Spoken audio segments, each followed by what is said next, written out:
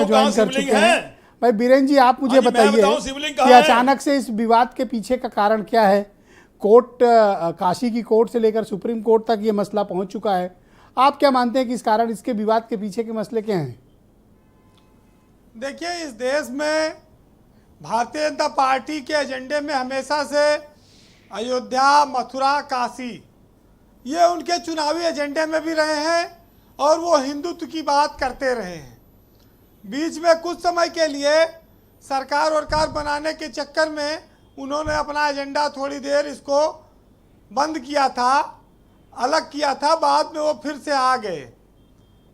देश में और प्रदेश में अब बीजेपी की बहुमत की सरकार है और ये माना जा रहा है कि हिंदुत्व इस समय अपने चरम पर है और हिंदूवादी संगठन अतीत में हुए तमाम सारे अन्याय, तमाम सारी समस्याओं को अब वो सामने ला रहे हैं।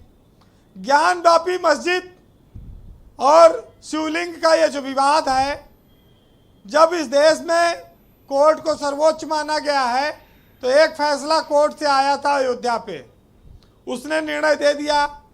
दोबारा से अब काशी का मामला आया है।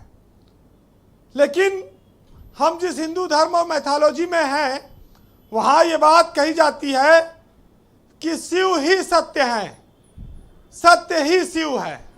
तो जो सत्य है वही शिव है। सारी सृष्टि के ब्रह्मांड के रचयिता है, उसको विध्वंस भी कर सकते हैं, बना भी सकते हैं।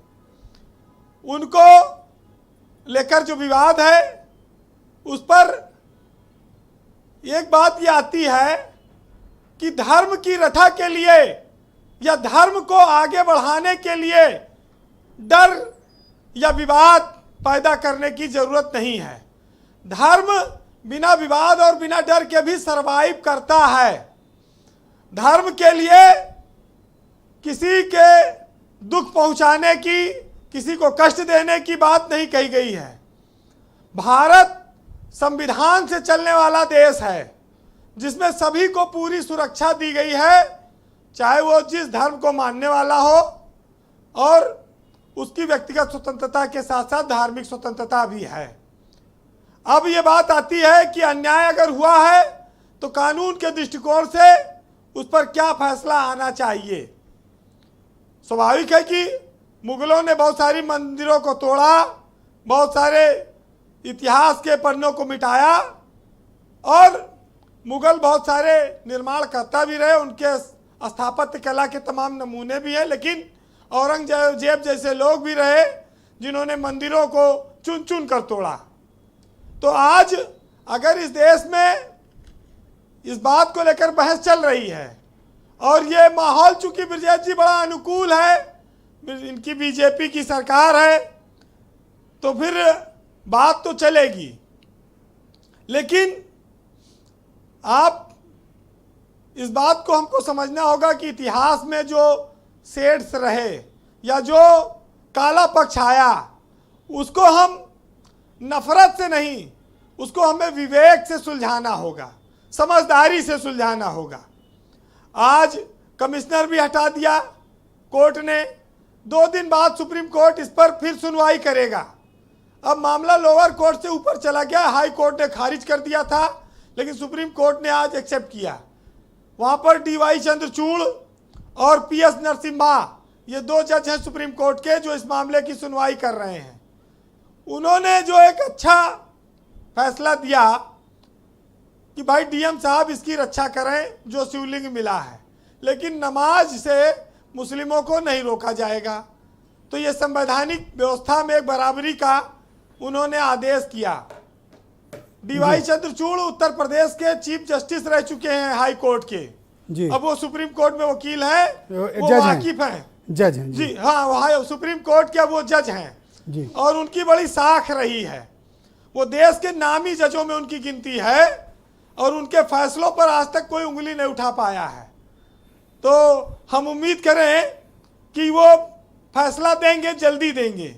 लेकिन एक चीज है कि बीजेपी को इस समय बहुत जन समर्थन हासिल है। ये जो ज्ञानवापी का विवाद है, इस पर भी हिंदुत्व का एक बहुत बड़ा तबका पूरे देश में जनमानस उसके साथ है। ये जितना ओवैसी बोलेंगे या जितने और मुस्लिम धर्मगुरु बोलेंगे, वो हिंदू और मुस्लिम के बीच खाई चौड़ी होती जा रही है। लेकिन हमको आपको भाईचारा बचाना है। देखिए, मंदिर मस्जिद तभी रहेंगे जब भाईचारा रहेगा, और भाईचारे से ही भगवान खुश होते हैं। ये हमको सबको सोचना है। इस देश के संविधान को निर्णय करना है कि ज्ञान व्यापी मंदिर है या मस्जिद है। लेकिन आप इस बात को अगर विचार करिए, धर्म के इतर जब एक्सीडेंट होता है तो हम इलाज करने वाले डॉक्टर से ये नहीं पूछते कि तुम मुसलमान हो कि हिंदू हो। जब किसी को खून की ज़रूरत होती है तो हम उससे खून लेते समय ये नहीं पूछते कि ये हिंदू का खून है या मुसलमान का। जब एक माँ का बेटा बीमार होता है तो वो मंदिर भी जाती है, वो मस्जिद भी जाती है, वो दुआएं भी करती है, वो पूजा भी करती है। उसको मजहब से तब कोई मतलब नहीं रह जाता। हम इस देश में रहे हैं जहां बुद्ध की धरती रही है। ब्रजेश जी, बुद्ध तो सब कुछ छोड़कर संसारिक मोह माया राजा थे, चले गए जी। न तब टीवी था, न सोशल मीडिया था, न अखबार था। कैसे धर्म का प्रचार प्रसार किया, कितने देशों में फैलाया। वहां भी ये बौद्ध धर्म गया जहां बुद्ध नहीं पहुंचे थे। ये होती है धर्म की ताकत। लेकिन आज सब कुछ है, उसके बाद भी विवाद चल रहा है। बहरहाल सुनिएगा जी कि हम लोग जमीन पर रहने वाले लोग हैं, सच्चाई के साथ रहने वाले लोग हैं। कि मैं झुकता हूं हमेशा आसमान बन के, जानता हूं कि जमीन को उठने की आदत नहीं है। यही सोचकर मंदिर और मस्जिद, यही सोचकर मंदिर और मस्जिद जी ब्रजेश जी, यही सोचकर मंदिर और मस्जिद भी दंग है कि हमें खबर ही नहीं और हमारे लिए ही जंग है। बहुत बहुत शुक्रिया आपका वीरेंद्र जी, बहुत बहुत धन्यवाद। बहनों भाई।